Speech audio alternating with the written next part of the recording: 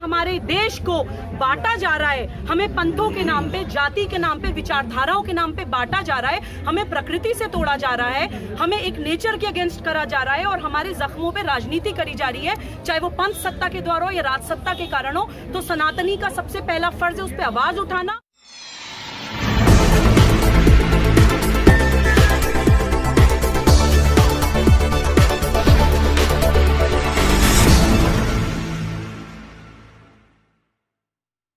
मंत्र पर आए हैं, क्या कहेंगे बताइए। जी देखिए, सबसे पहले तो मैं थोड़ा सा रिफ्रेम करना चाहूंगी कि हम कोई डिमांड लेकर यहाँ पर नहीं आए हैं। जनरली ये परसेप्शन होता है कि जंतर मंतर पे आप आए हैं तो आप प्रदर्शन ही कर रहे होंगे। ये कोई प्रदर्शन नहीं है, हमारा ये एक अभियान है। This is an ongoing process जो आगे चलेगा।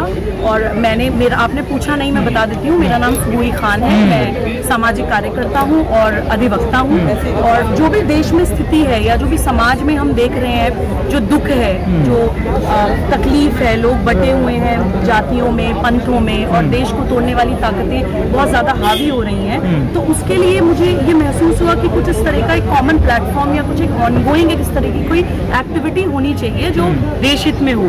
तो राष्ट्र जागरण अभियान के दो प्रमुख उद्देश्य हैं। जितनी भी एंटी नेशनल फोर्सेज हैं, उन सारी एंटी नेशनल फोर्सेज को हम देश के 135 करोड़ लोगों के सामने एक्सपोज करेंगे। और जो हमारे देश की जो पावर है, हमारे देश की जो एकता की शक्ति है, जो डेफिनेटली है, मातृभूमि से प्रेम एक एक इंसान के अंदर इस देश की मिट्टी में है, लेकिन वो शक्ति, वो बल, वो एकता और वो एक कलेक्टिव कॉन्शियसनेस की पावर जो हमारी बिखरी हुई है, उसको एक करना है। तो ये दो हमारे प्रमुख उद्देश्य राष्ट्र जागरण अभियान के। आपने एंटी नेशनल की बात करी, जो फोर्सेज हैं, एक आध का नाम बताएंगे कौन है ऐसे? बिल्कुल बताऊंगी, बहुत अच्छा सवाल आपने पूछा है। देखिए, एंटी नेशनल फोर्सेज हमारे देश में 5-6 तरह की हैं। एक तो हमारे देश में वामपंथी हैं, उनकी आर्म डूइंग माओवाद है, नक्सलवाद है, जन्म नारीवादी भी वामपंथी की कैटेगरी में ही आते हैं। दूसरी एक एंटी नेशनल फोर्स है जो अपने पंथ को फैलाने के लिए, जो विस्तारवादी मानसिकता वाले लोग हैं, उसके अंदर जिहादी हैं, ग़ज़वा हिंद का एजेंडा है जो हमारे देश को तोड़ के अपना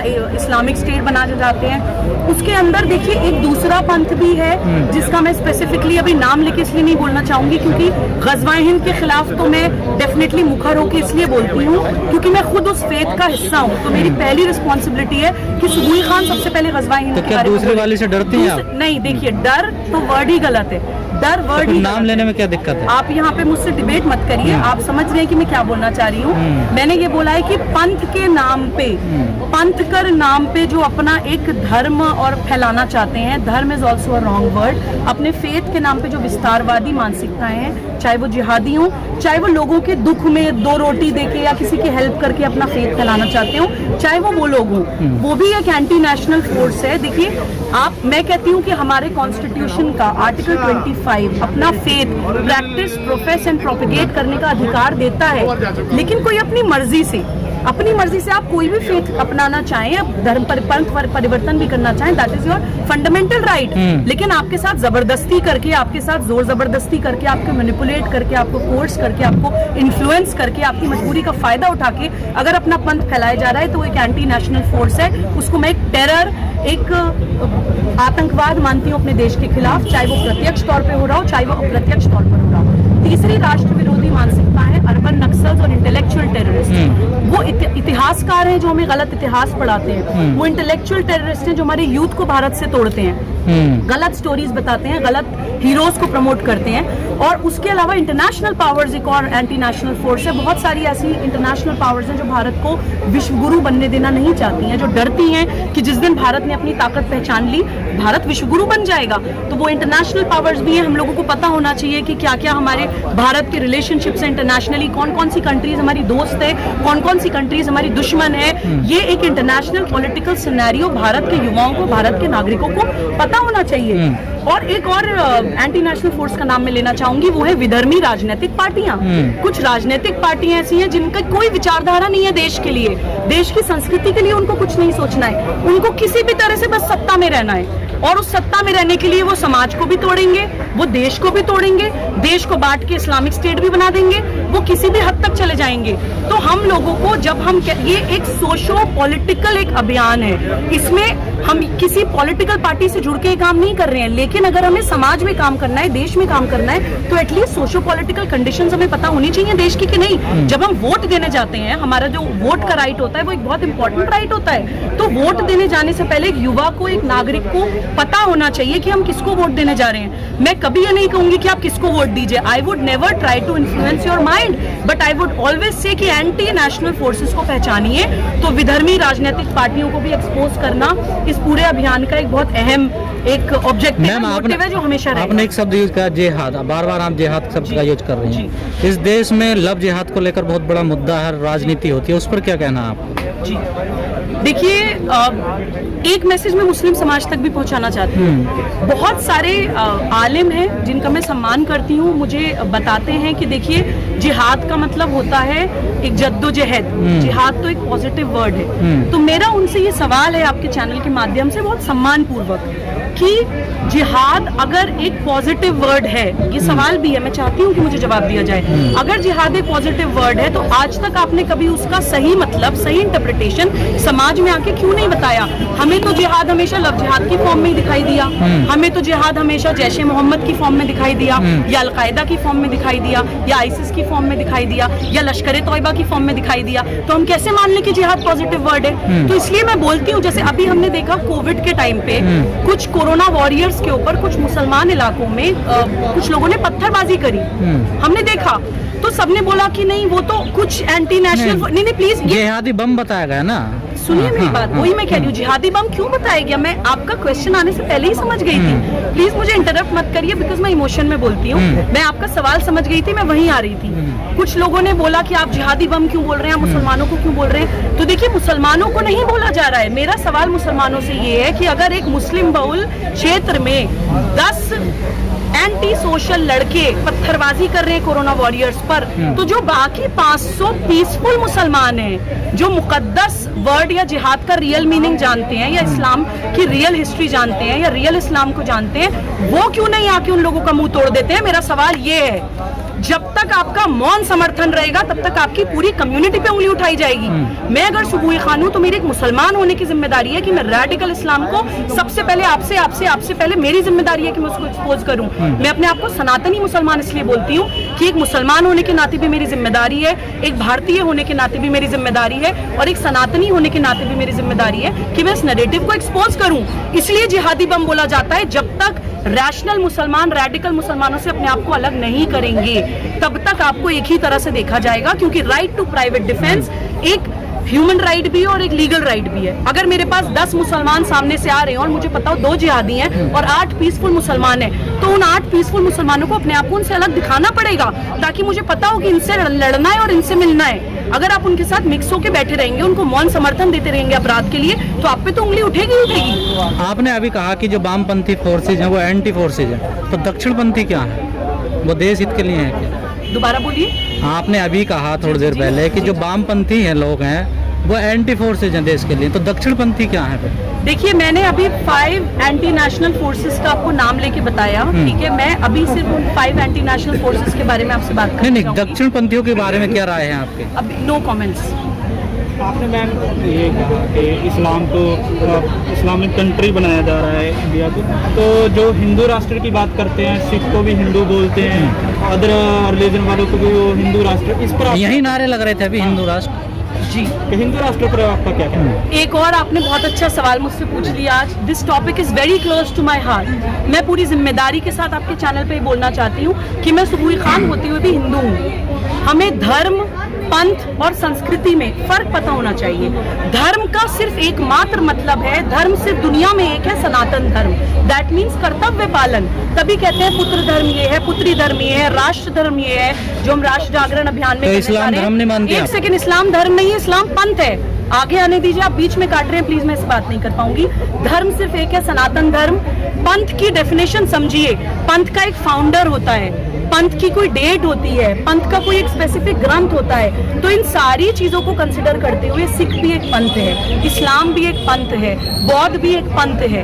तो मैं पंथ से इस्लाम को मानती हूँ, मैं अपने आप को पंथ से बिल्कुल मुसलमान मानती हूँ, लेकिन मैं धर्म से सनातनी हूँ।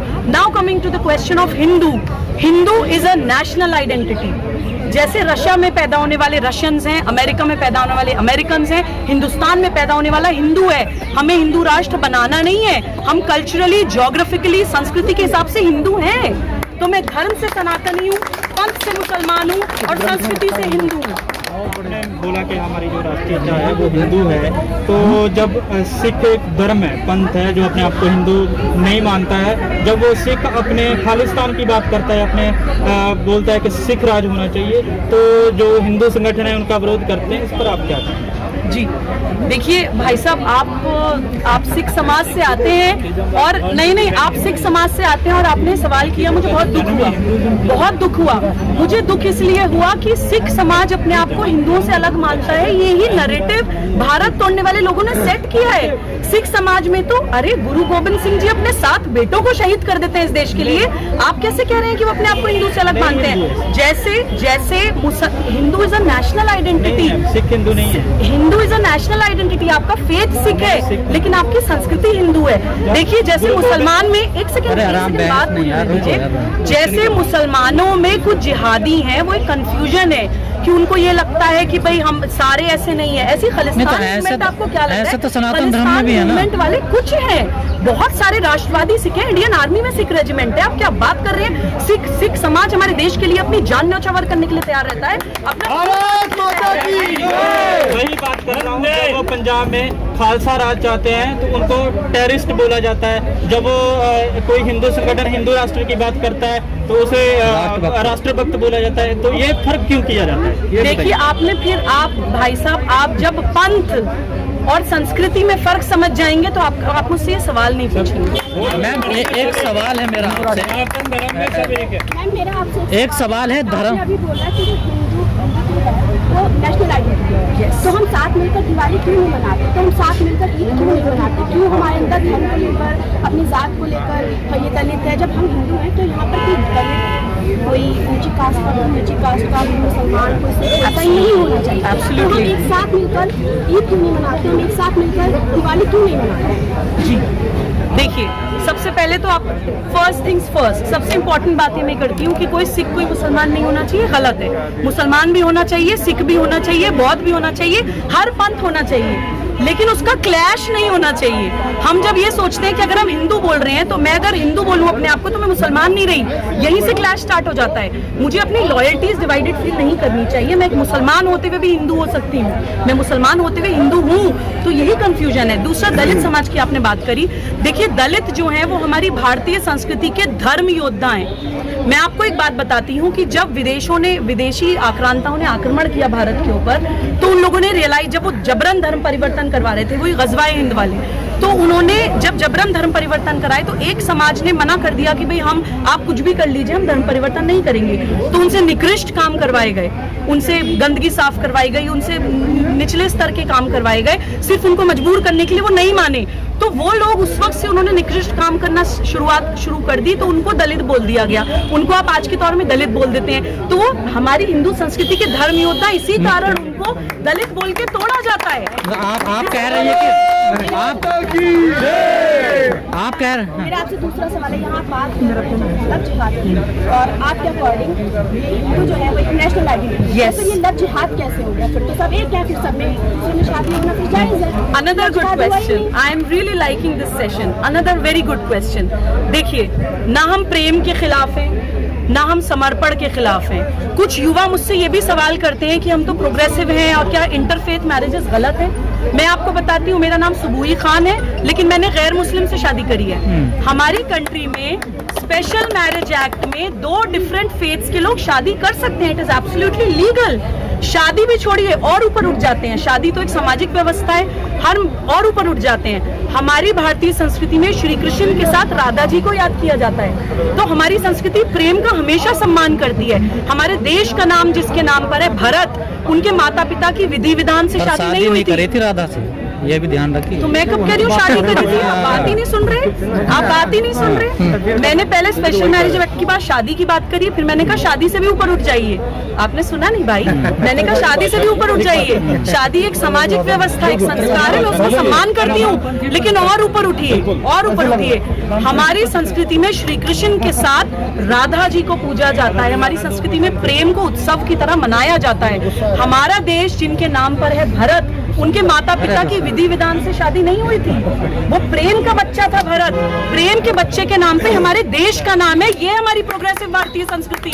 तो हम प्रेम के या इंटरफेथ मैरिजेस के खिलाफ नहीं है। अब बात आ जाती है लव जिहाद की। मैं आपको डिफरेंस बता देती हूँ विवाह और लव जिहाद में।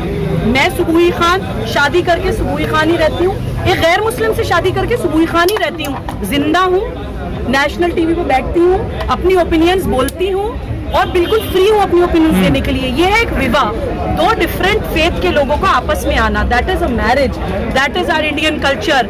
लेकिन निकिता तोमर को तौसीफ सिर्फ इसलिए हरियाणा में गोली मार देता है कि वो धर्म परिवर्तन करने के लिए तैयार नहीं हुई थी।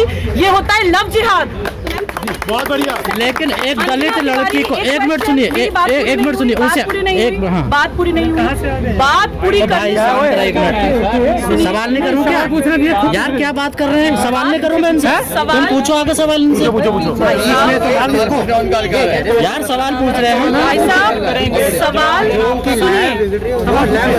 नहीं देखिए, कमेटी में अंतर होता है सवाल ले के लिए क्या भाषण सुन रहे हैं क्या? मैं ले में क्या भाषण सुन रहे हैं क्या? अरे हक है, बेकार की बात है यार। अरे देखिए, ज्यादा नहीं अब आप शांत रहिए। अरे भाई साहब हक है। सुनिए, जब मैं भारतीय संस्कृति की बात करती हूँ, हमारा कोई भी ग्रंथ मोनोलॉग नहीं है, डायलॉग है। हम हमेशा सवाल पूछते हैं, हम भगवानों से भी सवाल पूछते हैं। सवाल पूछना ही भारतीय संस्कृति का हिस्सा है। आप सवाल पूछ रहे हैं तो आप बहुत बड़े भारतीय हैं और भारतीय संस्कृति के वाहक हैं, ध्वज वाहक हैं। मैं आपके हर सवाल का जवाब दूंगी।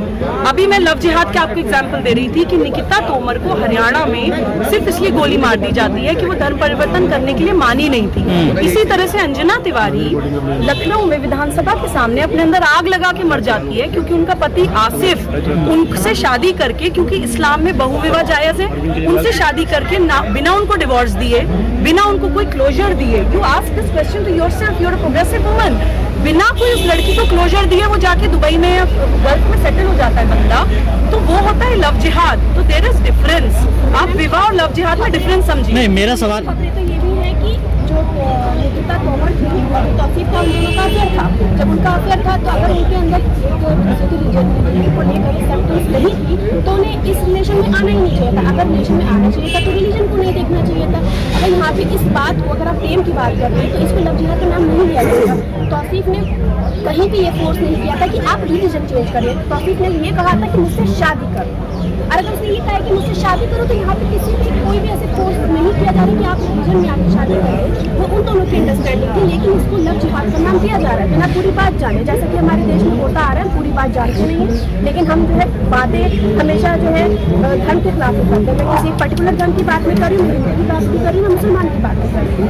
हमारा देश सिर्फ धर्म के नाम पर लड़ता है। उसके पास राजनीति के लिए सिर्फ एक मुद्दा है, धर्म। उसके अलावा उसके पास कोई मुद्दा ही नहीं है। Okay good. एक सेकंड, नहीं प्लीज मैं चाहती हूँ, मैं सीरियसली चाहती हूँ कि इस तरह के क्वेश्चंस आए, क्योंकि हमारी मिट्टी के अंदर कुछ गलत नहीं है। हम लोगों को गलत नरेटिव बता के, अब जैसे आपने धर्म बोला, मैंने भी आपको एक्सप्लेन किया, धर्म, पंथ और संस्कृति में फर्क होता है। धर्म मत बोलिए, पहले तो वोकैबुलरी में हमें चेंज करने की जरूरत है। दूसरा ये बात है कि ब्रेकअप्स होते हैं, डेफिनेटली ब्रेकअप्स होते हैं, डिवोर्स भी होते हैं। ठीक है, अगर आपका रिश्ता किसी कारण नहीं चल पाया तो आपके अंदर लेट गो करने की फीलिंग नहीं है और दूसरा इंसान आपके बोलने पे अपना धर्म परिवर्तन नहीं कर रहा है, तो आप हिंसात्मक प्रवृत्ति दिखाते हुए दिन दहाड़े 200 मीटर पुलिस स्टेशन से दूर उसके दिमाग में गोली मार देते हैं। आप उसको कैसे ये होता है लव जिहाद। ये होता है लव जिहाद। आइडेंटिटी छुपा के तो शादी करते हैं। मैंने लव जिहाद। देखिए, बंद करो यार। देखिए, आपको कैसे पता चला ये लव जिहाद था? कहाँ से पता आपको चला? कैसे पता चला ये लव लव जिहाद जिहाद था? अरे मैम रुकिए रुकिए एक आखिरी सवाल मैम, एक आखिरी सवाल, बस एक आखिरी सवाल। जो धर्म है वो इंसान के जीवन में क्या काम करता है? मैम रुकिए रुकिए, एक सवाल बस। जो धर्म है वो इंसान के जीवन में क्या काम करता है? जो लव जिहाद वाले रुकिए, में होना चाहिए। प्यार का झूठा नैरेटिव फैलाया। आज का आखिरी सवाल बहुत के जीवन में क्या काम होता है? धर्म का इंसान के जीवन में सिर्फ एक काम होता है, उसको उसका कर्तव्य बताना।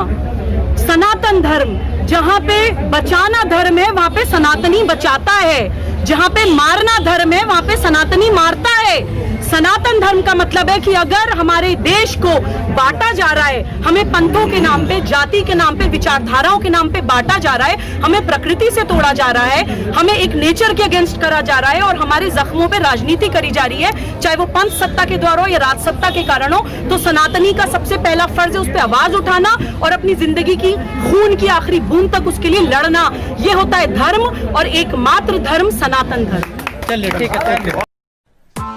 Press the bell icon on the YouTube app and never miss another update.